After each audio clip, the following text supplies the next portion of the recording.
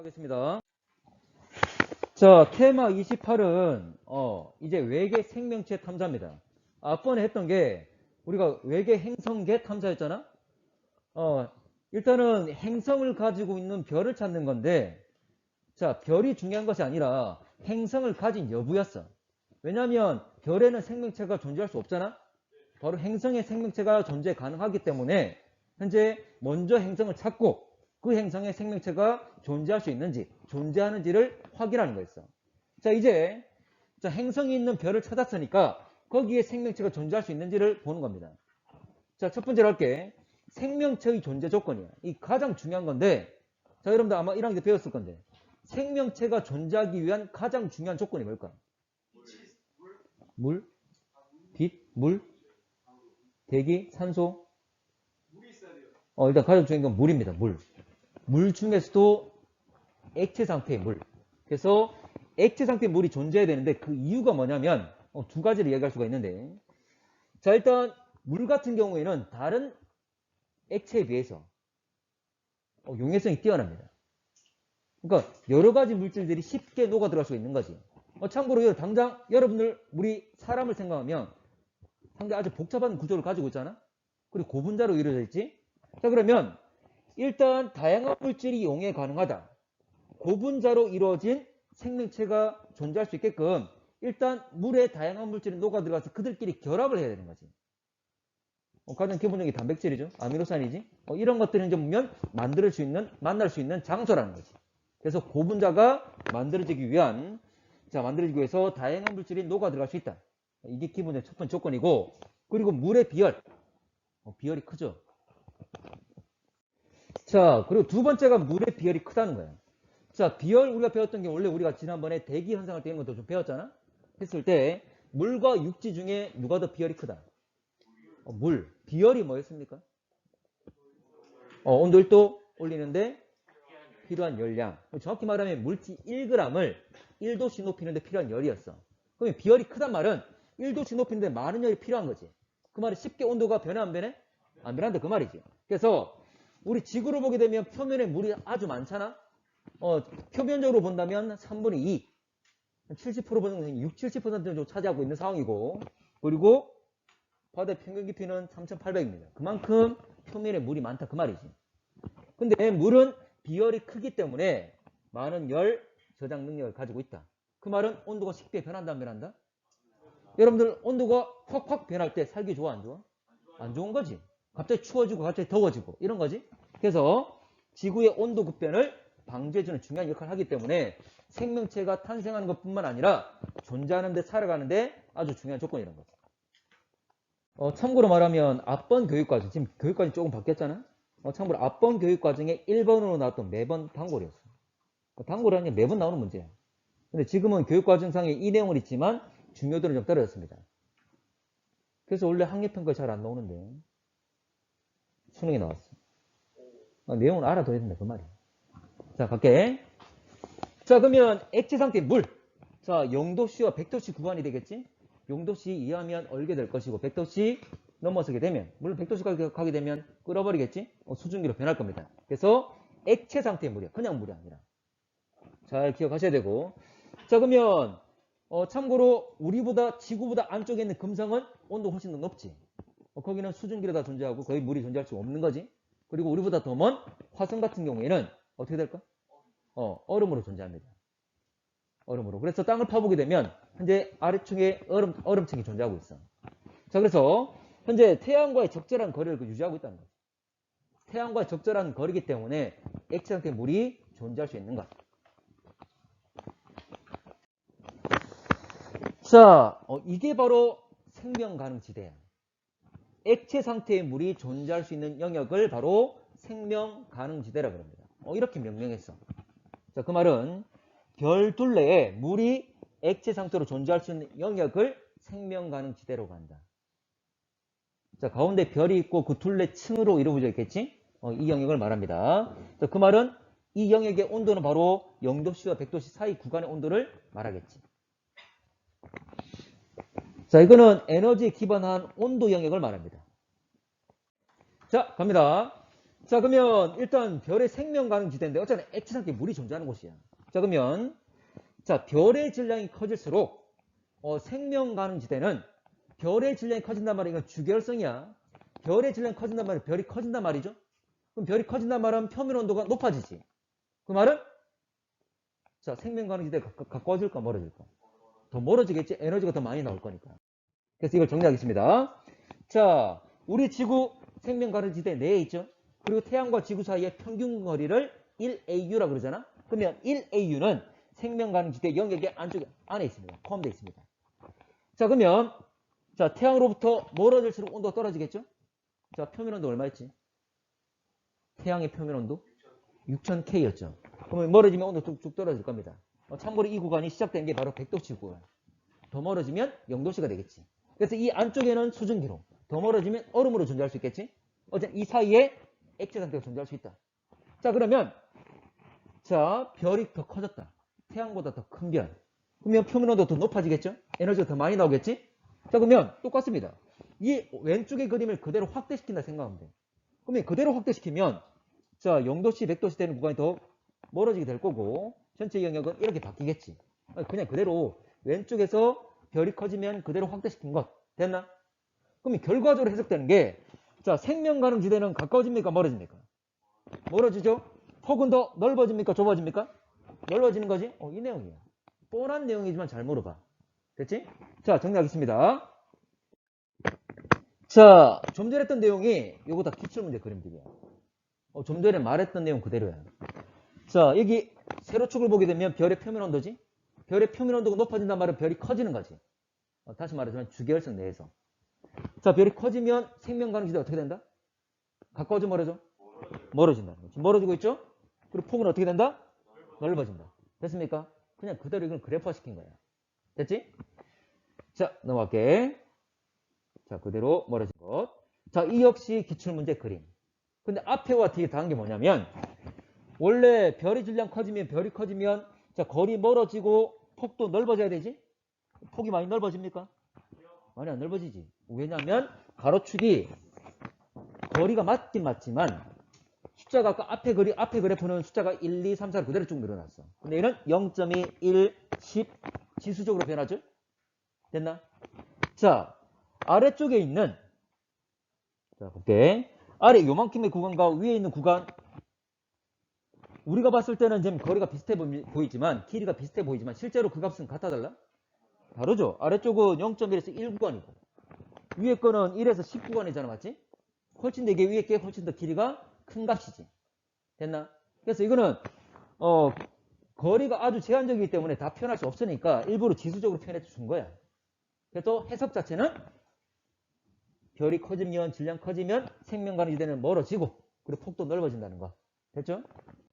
자, 역시 이거는 줄어들지만 역시 밑에 값이 가로 값이 지수적으로 변하는 거. 됐지? 이건 표현하기 위해서 이렇게 할 수밖에 없다는 거야. 그래서 해석은 생명 가능 지대 별이 커질수록 생명 가능 지대는 멀어지고 폭은 넓어진다는 거. 됐죠? 시험가 됐나? 오케이. 하나 더 갈게. 자, 이것도 기출문제 그림이에요. 지금 우리 문제상에 다 있는 그림입니다. 자, 지금 지구. 자, 별의 질량이 태양 질량을 기준했을 때 1. 맞지? 그리고 1AU. 지구죠? 지구는 생명 가능 지대 안에 있다 없다? 포함되어 있지? 그리고 생명 가능 지대는 이렇게 왼쪽 아래부터 오른쪽 위로 이렇게 대각선으로 분포하지. 됐나? 그럼 여기서 A, B, C, D 중에 생명 가능 지대 가는 게 누구야? C와 B가 되겠죠? 맞나요? 이건 묻는 거야. 문제에서 아예 오답으로 A가 생명 가능 지대 가능성이 있다 이런 이야기 묻는 거지. 오답이 되겠지? 되겠나? 자, 이 문제는 아예 이걸 치워놓고 나왔지만 어떤 문제는 이렇게 제시한 경우도 있었어. 됐나? 참고로 앞에 문제가 좀 더 발전된 문제가 되겠지? 좀 더 어려운 문제가 되겠지? 되겠습니까? 자, 그리고 하나 더. 자, 이거 생명 가능 지대인데 아주 다양한 표현이 되는데 자, 이건 뭐냐면 밑에 가로축은 태양의 나이야. 지금 태양의 나이가 얼마쯤 됐지? 45억, 46억 정도야. 아니, 50억 정도. 우리 지구의 나이가 46억이고. 됐나? 근데 주결성에 있지만 점점 조금씩 중심부의 온도가 조금씩 올라갑니다. 그리고 중심부의 온도 올라가면서 표면 온도도 조금씩 올라가. 그 말은 생명 가능지대가 가까워질까 멀어질까? 멀어지겠지. 조금씩 더 멀어지는 거.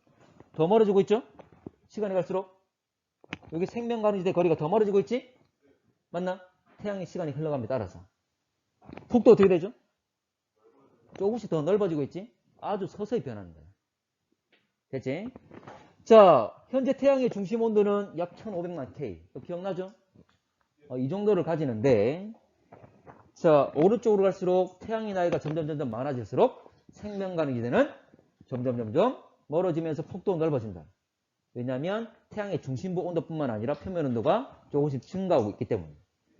자, 만약에 태양이 60억 정도 됐을 때 우리 지구의 거리는 1AU지. 이 거리는 변할까 안 변할까? 거의 안 변하겠죠. 지금은 생명 가능지대 내에 있지만 한 60억 됐을 때는 어때? 우리 지구는 벗어날 수 있다는 거지. 생명 가능지대에서. 되겠나? 됐습니까? 뭐 생명이 살 수 없겠지. 온도가 어떻죠? 더 추워집니까? 더워집니까? 뜨거워지지. 태양과의 거리는 동일한데 에너지가 더 많이 나오니까. 됐나? 생명 가능지대 안쪽이죠?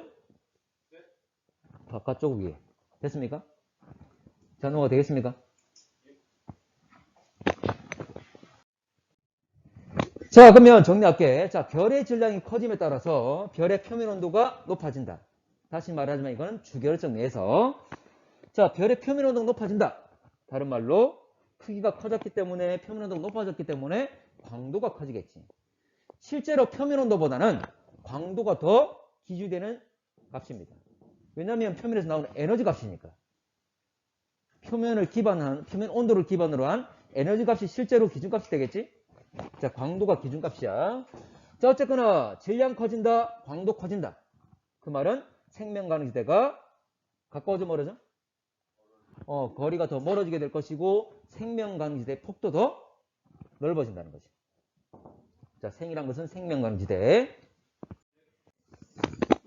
자, 세 번째로, 자, 외계 생명체 존재에 위한 행성의 조건들이야.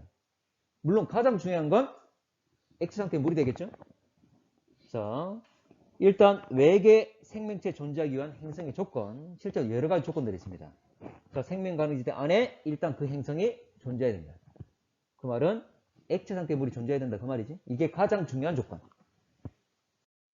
지금 제시하는 것들은 그냥 우리 지구를 기준으로 생각하시면 됩니다. 지구를 기준으로.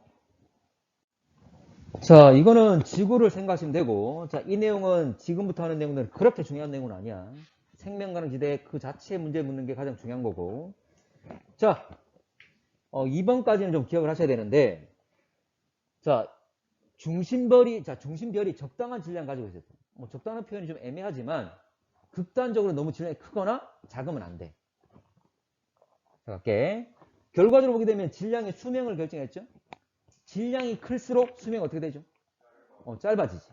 자, 그래서 생명체가 발생해서 진화하기 위한 별의 적당한 수명이 가져야 된다. 그 말이에요. 왜냐면 우리 지구를 보게 되면 생명체가 탄생하고 지적 생명체로 발달하기 위해서는 약 한적 기본적으로 약 30억 이상 필요합니다. 행성이 만들어지고 한 30억 년 이상의 기간을 가져야 되는 거죠. 그런데 별 자체 수명이 30억이 안 되면, 예를 들어 별이 20억 년 만에 끝나버리면 주변에 행성이 있더라도 그 행성에서 생명체가 탄생할 수가 없겠지? 지적 생명체가 발달할 수 없겠지? 이걸 말합니다. 그래서 너무 크면 돼, 안 돼? 안 된다는 거죠. 별이 크면 수명이 짧으니까. 자, 그러면 아까 적당한 질량 그랬는데 질량이 너무 크거나 작으면 안 된다 그랬어. 자, 질량이 큰 경우. 자, 이 경우는 좀 전에 말했던 이 수명과 관련된 내용입니다. 자, 질량이 크단 말은 결과적으로 광도가 극단적으로 많이 높아지는데 그 말은 방출하는 에너지가 많아지는 거지. 그 말은 에너지 소모가 많아지는 거지. 연료는 제한적인데. 자, 그러면 광도 커지게 되면 연료 소모율이 아주 높기 때문에 결과적으로 수명이 아주 짧게 되는 거지. 바로 생명체가 탄생하고 지적 생명체로 진화할 수 있는 시간을 확보하지 못하는 거지. 참고로 질량과 광도의 관계 기억납니까? 질량과 광도의 관계. 질량이 그래서 광도 큰데 질량이 한 3, 4 정도 됐었죠? 기억나나? 자, 갈게. 자, 그리고 별의 질량이 작은 경우, 자, 이 경우는 좀 설명이 필요한데, 자, 별의 질량이 작은 경우, 자, 별의 질량이 작단 말은 질량이 클수록 별이 클수록 생명 가능 지대는 멀었잖아, 맞지? 그러면 별이 작단 말은 생명 가능 지대 자체가 가깝겠지. 근데 우리가 따질 것은 생명 가능 지대 내에 있는 행성을 따질 거니까 그 행성의 거리 역시 가깝겠죠. 생명 가능 지대 내에 있는 행성을 따질 거니까.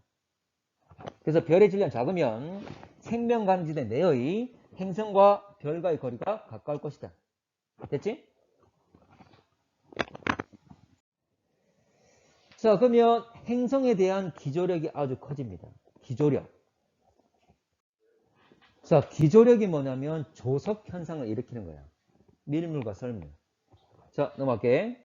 자, 그러면 기조력에 대해서 설명을 좀 할게. 기조력. 자, 이 기조력은 우리가 알고 있는 조석 현상. 바닷물이 올라오고 내려가는 이 현상을 만드는 힘을 기조력이라고 그래. 됐지? 자, 그러면 우리 지구와 달과의 관계를 좀 볼게. 자, 달에 의한 기조력. 물론 지구 역시 달의 기조력을 발휘합니다.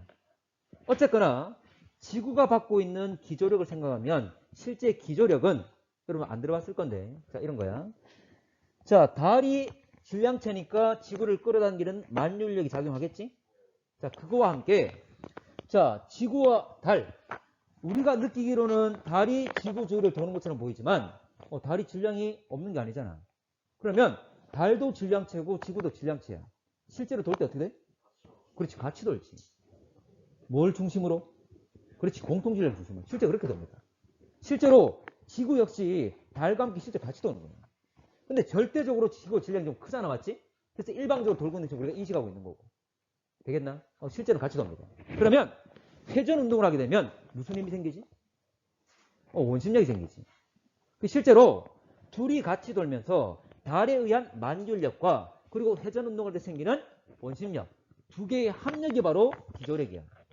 자, 좀 복잡한데 몰라도 돼.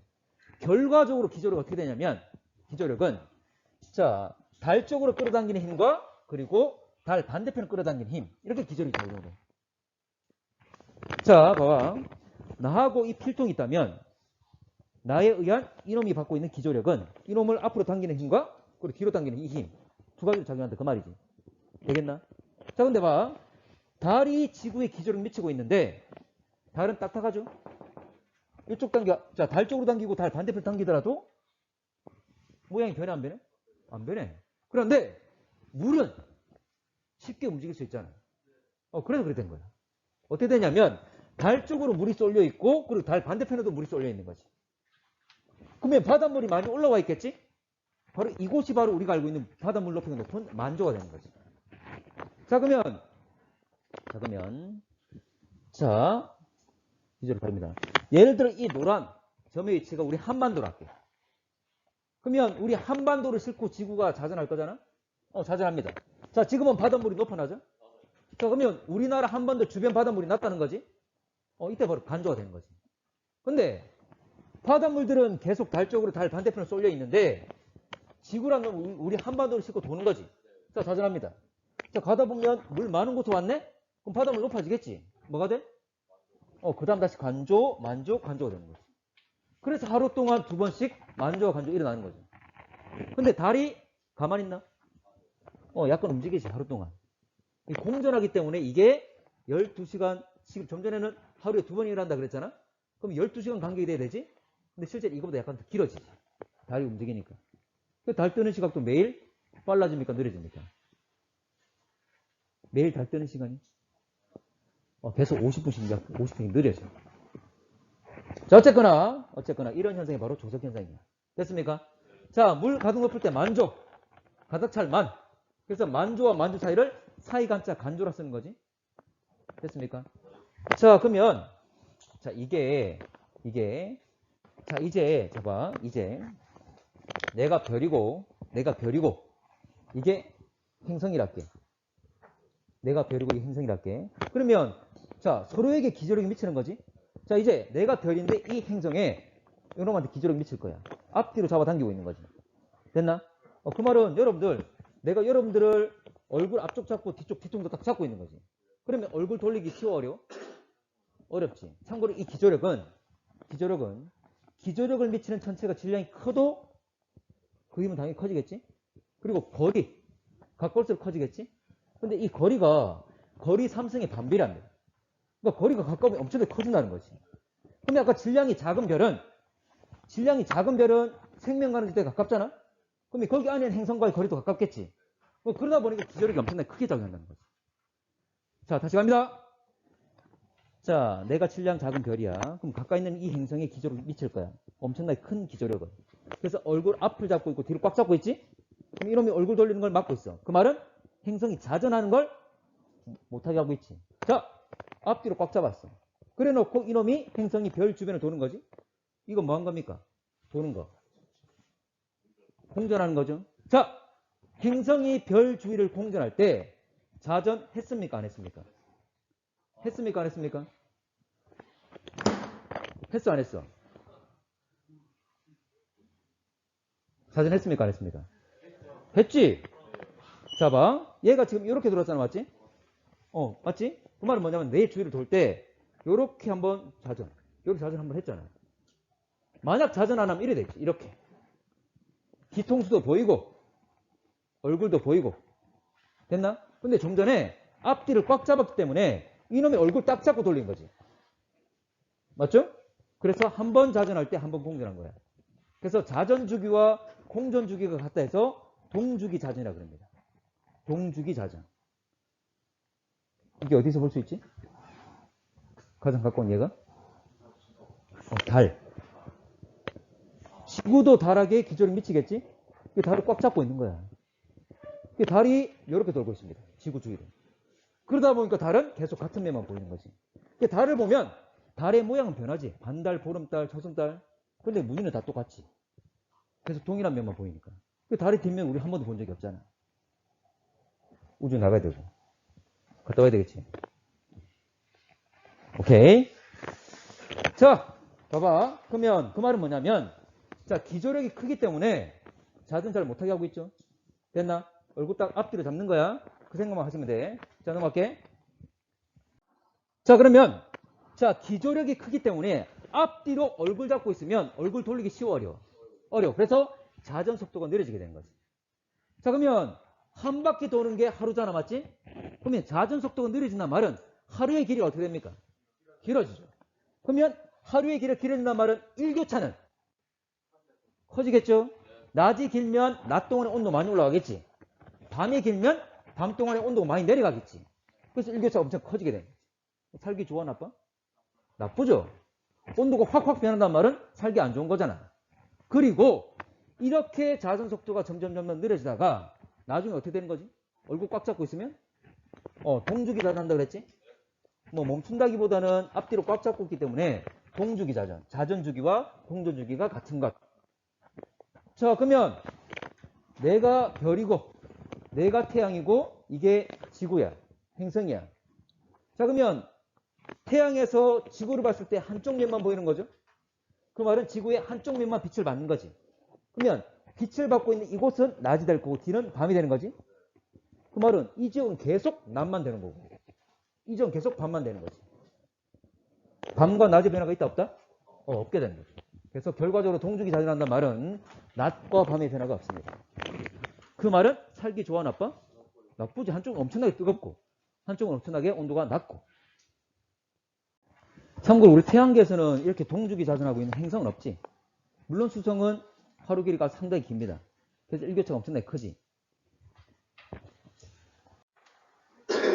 자, 그래서 극단적으로 생명체 살기에 아주 안 좋은 조건이다. 자, 그래서 질량이 아주 큰 경우는 생명체가 탄생하고 진화할 수 있는 시간을 확보하지 못했다는 것이 단점이고, 질량이 아주 작은 경우는 기조력 때문에 결과적으로 자전 속도가 느려지고 동주기 자전하면서 극단적으로 살기 안 좋은 환경이 된다, 그 말이지. 두 가지 좀 기억하세요. 네. 자, 이거 아까 예를 들었던 거 달, 뭐 내용 안 해도 되겠죠? 달 대신에 행성과 별이 되는 거고, 별, 행성, 태양과 지구. 그래서 지금 깃발 꽂힌 곳 동주기 자전하면서 깃발 꽂힌 한쪽 면만 계속 빛을 받고 있는 낮이 된다 그 말이죠. 근데 반대편은 계속 밤만 되는 거고. 그렇지? 이거 설명 그냥 한 거야. 넘어갈게. 자, 두 번째. 자, 세 번째. 지금 생명체가 살 수 있는 행성의 조건을 말하고 있는 거야. 근데 생명체가 살 수 있는, 존재할 수 있는 조건 말할 때는 지구 생각하시면 됩니다. 자, 충분한 양의 대기. 참고로 해로운 전자기파를 차단시켜준다. 대표적인 것이 자외선을 차단시켜주고 있죠. 맞지? 그 외에 다른 파장들도 흘러주고 있습니다. 에너지 강한 것들을. 자, 그리고 이불과 같은 역할을 하고 있는 온실 효과. 자, 별거 없습니다. 자, 온실 효과. 자, 보온의 역할도 하지만 일교차를 적게 만들어주지. 극단적으로 만약 대기가 없다면 한낮에 온도가 많이 올라가게 돼 있죠. 그리고 또 대기가 없다면 이불이 없기 때문에 온도가 쭉 많이 내려가지. 그것을 막아주고 있는 거지. 자, 네 번째로 자기장. 지구는 커다란 자석이잖아. 북극부근에 S극을 띠고 있는 커다란 자석입니다. 그래서 자기장을 자기장을 이루고 있다. 자기력선이 분포한다. 참고로, 자, 원래 실제로 전기와 자기는 상호작용이 잘하지. 그래서 고에너지 우주선. 여기서 말하는 우주선은 비행체를 말하는 것이 아니라 우주 공간에는 플러스나 또는 마이너스 입자들. 아주 고속으로 움직이는 플러스 마이너스 입자들을 말합니다. 저는 태양풍 들어봤습니까? 뭐지? 폭발해서. 참고로 태양풍은 말 그대로 태양으로부터 나오는 바람. 실제 바람이라기보다는 태양의 대기층이 나중에 계속 확대되면서 열에서 확장되면서 우주로 퍼져나가는 걸 말해요. 근데 아주 고온이기 때문에 원자들이 플러스 마이너스가 분리되어 있는 애들이 많습니다. 자, 그래서 자, 태양풍은 태양 대기 3층에서 방출된 플러스나 마이너스 입자들. 이것들이 종국의 지구까지 도달한다 그 말이지. 자, 여기 말하는 우주선이나 태양풍 그대로 지구로 들어오게 되면 우리가 맞으면 세포도 그대로 다 죽습니다. 여러분 더 코어란 영화 봤습니까? 나중에 한번 보자. 더 코어란 영화를 보게 되면 이 자기장이 지구 자기는 점점 약해지면서 이걸 해결하기 위한 그런 과정들이 나오거든. 그러면서 엄청나게 강한 이 우주선들 때문에 자, 샌프란시스코를 보게 되면 길다란 다리 있잖아. 빨간색, 붉은색에. 뭐 그 다리가 막 끊기고 막 이런 모습이 나와. 이 에너지 때문에. 그만큼 에너지 강하다는 거지. 자, 근데 실제 자기와 전기는 서로 상호작용하기 때문에 이 입자들이 지구에 들어오는 걸 그대로 막아줍니다. 참고로 자기력선에 걸리면 이들이 자기력선에 걸려가지고 빙글빙글 도면서 양쪽 극지방으로 가게 돼 있어. 그러면서 그 양쪽 극지방의 대기층과 부딪히면서 오로라를 발생시키지. 그래서 뭐 고위도에 볼 수 있는 거고. 자, 그리고 적당한 자전축의 경사를 가져야 된다. 참고로 자전축 경사 우리 앞에 천문학적 요인할 때 배웠지? 경사가 심할수록 연교차는 커지는 거죠. 근데 그렇게 심하지가 않다는 거지. 그래서 적당한 기울기다. 연교차가 그렇게 크지가 않다. 계절 변화가 그렇게 극심하게 일어나지 않는다 그 말입니다. 자, 됐죠? 자, 천왕성 같은 경우는 거의 90도로 누워 있습니다.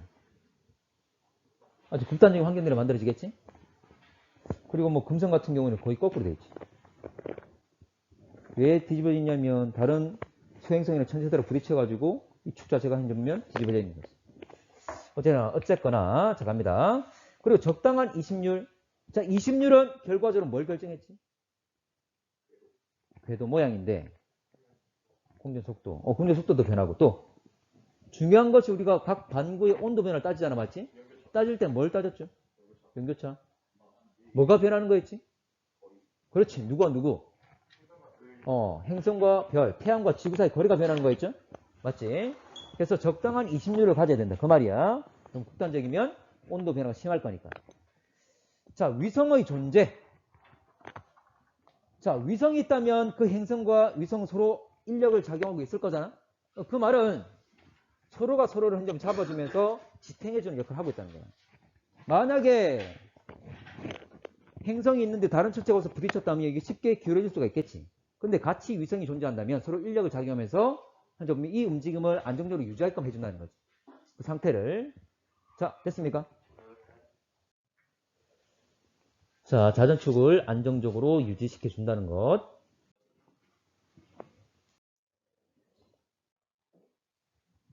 자, 이거 외계 생명체 탐사인데, 이제는 생명체 자체를 찾는 건데, 일단 태양계 내의 탐사. 우리 태양계 내에서 가장 많이 탐사를 하고 있는 곳이 어디죠? 화성이죠. 일단 지구와 가장 근접해 있다. 그 말은 가장 비슷한 조건을 가질 수 있다. 그 말이잖아. 자, 그리고 생명체가 있는데, 자, 살아가는데 가장 중요한 조건이 뭐였지? 물. 참고로 화성에 물이 있습니까? 없죠. 근데 우리가 연구해 봤을 때 또는 관측해 봤을 때 물이 흘러간 흔적, 이런 것들도 있고, 실제로 탐사선을 보내서 땅을 파봤더니 밑에 지하에 얼음층이 존재합니다. 그 말은 얼마든지 과거에 물이 존재할 수 있었다는 거지. 그걸 의미하는 거야. 자, 그래서 지구와 유사한 환경을 가지고 있는 행성, 그리고 위성, 이런 것들을 탐사하는 거지. 행성은 대표적인 게 바로 화성이 될 거고. 자, 위성 같은 경우에, 자, 위성이지만 지구와 유사한 성격을 띠고 있다면 얼마든지 가능한 거지. 유로파. 자, 목성의 위성. 참고로 목성은 수십 개의 위성을 가지고 있지. 대표적인 게 갈릴레이가 발견했던 뭐 이오나 가니메데나 칼리스토 이런 것들 있지. 참고로 우리 태양계에서 가장 큰 건 가니메데입니다. 이 유로파 역시 큰데 뭐 에우로파라기도 하고 유로파라고 하기도 하고. 자, 타이탄, 토성.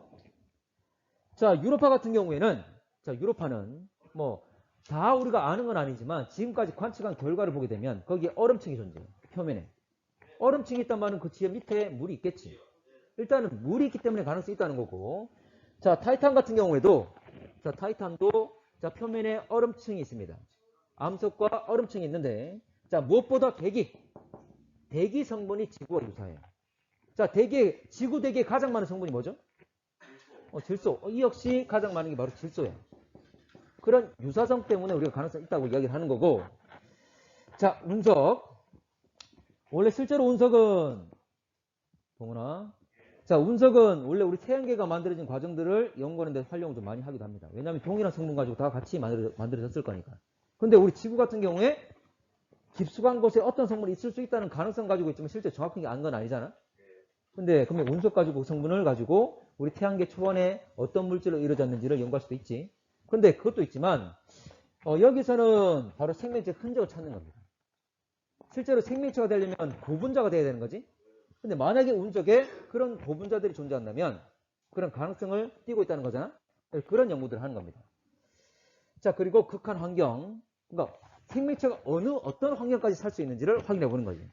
그러면 참고로 이런 환경들의 어떤 구간들이 결정된다면 연구의 대상들도 결정이 될 거잖아. 그런 것들을 이야기하는 거고. 자, 마지막으로 태양계 밖의 탐사. 자, 여러분들 하나를 좀 써야 되는데, 자, 전파 망원경. 자, 전파. 전자기파 중에 전파는 파장이 긴 거야, 짧은 거야? 파장이? 자, 전자기파 중에 전파는 파장이 길어, 짧아? 길죠.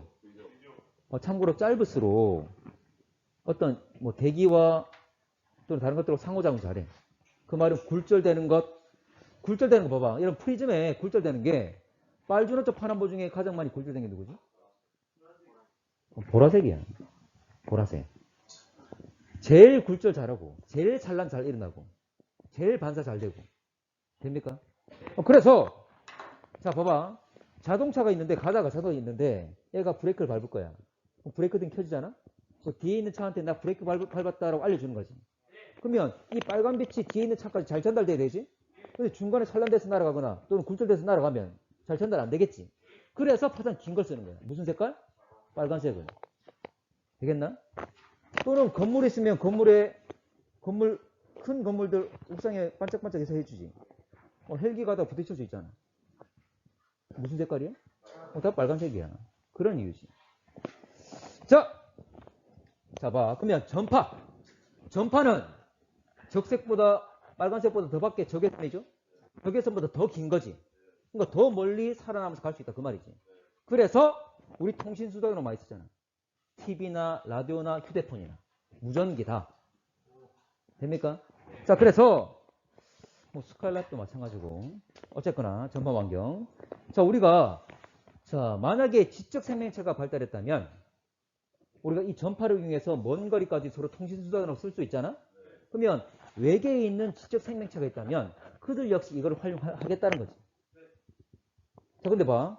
내가 예를 들어 휴대폰을 쓰는데 내 휴대폰 썼을 때 내 전파가 내가 민성이하고 통화를 한다 그러면 민성이한테만 딱 날아갑니까? 사방으로 날아가지. 이게 부딪혀가지고 결과적으로 가는 거잖아? 그런 것처럼 외계에서 그들이 쓰게 되면 이게 사방으로 뻗어나갈 거니까 우리 지구까지 도달하겠지. 그걸 연구하는 거지. 그래서 이걸 연구해서 영화화시킨 게, 이거 소재로 영화화시킨 게 콘택트라는 영화가 있었는데 선생님 학생 때도 있었고 이걸 다시 리메이크 해가지고 새로 나온 것도 있었고 얼마 전에. 아, 그 예쁜 얘기. 그래 예쁜가? C4 오케이. 전파 얼마입니까? 아니 이게 다 빛이잖아. 빛이잖아. 아니 전자기파도 우리 눈에 보이지 않지만 전자기파는 다 빛이잖아. 속도 얼마야? 30만 km/s 죠? 맞나? 아니 빨간색이 빨라 아니면 보라색이 빨라? 다 같죠? 다 똑같지. 자, 갈게. 자, 이 수신한 전파 가지고 외계에 있는 지적 생명체를 찾고자 하는 겁니다. 자, 이거 하나만 쓸게. 자, 이거를 지금 우리 프린트상에 적혀 있지 않은데 이 내용을 뭐라 하냐면 SETI 프로젝트라고 합니다. 자, SETI는 이 글자야. Search for Extra Terrestrial Intelligence. 참고로 그냥 대략적인 것. 이렇게 terrestrial이 나오는데 이거는 육지의 지구의 이런 뜻이야. 그 말은 엑스트라 붙었으니까 이건 지구 밖을 말하겠지? 그러니까 지구 밖에 지적 생명체를 찾는 것 그냥 그 말이잖아, 맞지? 그래서 처음에는 그냥 그런 가능성 가지고 호기심에 실제로 민간인들이 많이 했었어. 근데 이게 가능성을 가지니까 이제 국가 차원에서 많이 연구를 하고 있는 상황이죠, 지금은. 자, 됐습니까? 자, 그리고 우주망원경은 말 그대로 우주에 설치해놓고 쓰는 거지. 일단 대기가 없기 때문에 훨씬 더 명확하게 내용들을 확인할 수가 있습니다. 참고로 외계 행성 찾는데 대기 성분을 분석한다. 이런 거야. 자, 만약에 별이 있다면, 자, 별 앞에, 행성이 돌면서 지나갈 때, 자, 행성 주변에 대기가 있겠죠? 그러면 그러니까 별로부터 빛이 나올 때, 이 지구, 다시 갈게. 별이 있다면, 자, 행성 지나갈 때, 자, 별로부터 나온 빛이 행성이 대기를 통과하겠죠? 원래 그 전에 별로부터 어떤 빛들이 나오는지 다 파악했잖아? 근데 행성 대기를 통과하면서 어떤 빛들이 흡수를 당하겠지? 원래 빛의 흡수는 특정 입자들이 특정 파장을 흡수하는 거잖아. 그럼 특정 파장이 없었다는 말은 저 행성은 어떤 대기를 가지고 있겠다 판단할 수 있는 거지. 그걸 말하는 거죠. 됩니까? 자, 그래서 지구와 유사한 성질을 띠고 있는지 생명체가 존재할 수 있는지를 파악해내는 거죠.